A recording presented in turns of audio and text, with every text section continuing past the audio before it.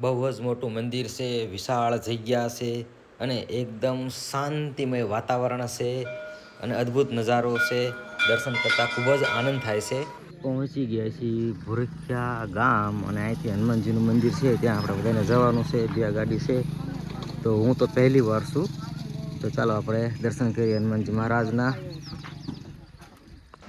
અત્યારે ચાલી રહ્યો છે પરસોત્તમ મહિનો, એટલે આ બધા વડીલોને ગળધરા ખોડિયાર અને તુલસીશ્યામ નાહવા માટે જવાનું છે અને રસ્તામાં આવતા તમામ સ્થળો આપણે લેવાના છે. બધી જગ્યાએ તમને દર્શન કરાવવાના છે.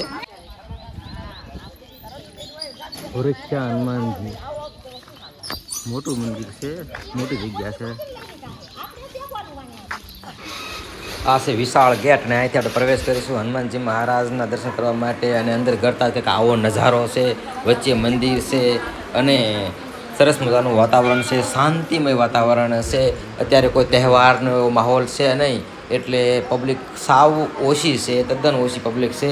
તો જો દર્શનનો લાભ લેવો હોય અને શાંતિથી દર્શન કરવા હોય તો આડા દિવસે દર્શન કરવાની મજા કંઈક અલગ જ હોય છે. તો જો આપણે હનુમાનજી મહારાજના દર્શન કરીએ અને આ સામે હનુમાનજી મહારાજની મેન મૂર્તિ છે, આપણે તેના પણ દર્શન કરીશું. તો જય શ્રી હનુમાન દાદા. તેમનું સ્વરૂપ આપણે જોઈને ઘણો આનંદ થયો. તમામ જગ્યાએ આપણે વારાફરતી દર્શન કરી લઈએ અને આ આપણે ત્યાંના સંતના પણ આપણે દર્શન કરી લીધા છે અને વડીલો પણ દર્શન કરીને ખૂબ જ આનંદ પામ્યા હશે. તો બહારનો નજારો અને માહોલ આપણે બધો જોઈ અને શાંતિમય માહોલને માણી અને હવે આપણે થોડાક આગળ વધીશું અને બહુ સમય આપણે બરબાદ કરશું નહીં.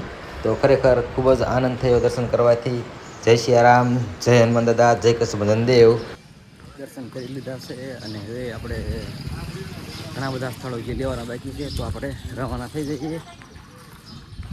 તો બને રહેજો મારા નેક્સ્ટ વિડીયોમાં, જેમાં આવશે તુલસીશ્યામ, ગળધરા ખોડિયાર અને જો પર સત્તાધાર આ બધું આવે તો ઘણું બધું આવવાની શક્યતા છે. કેટલા સ્થળો લઈને કંઈ નક્કી નથી, પણ અમે ચેનલને સબસ્ક્રાઈબ કરી દેજો અને જોજો મારા નવા વિડીયો.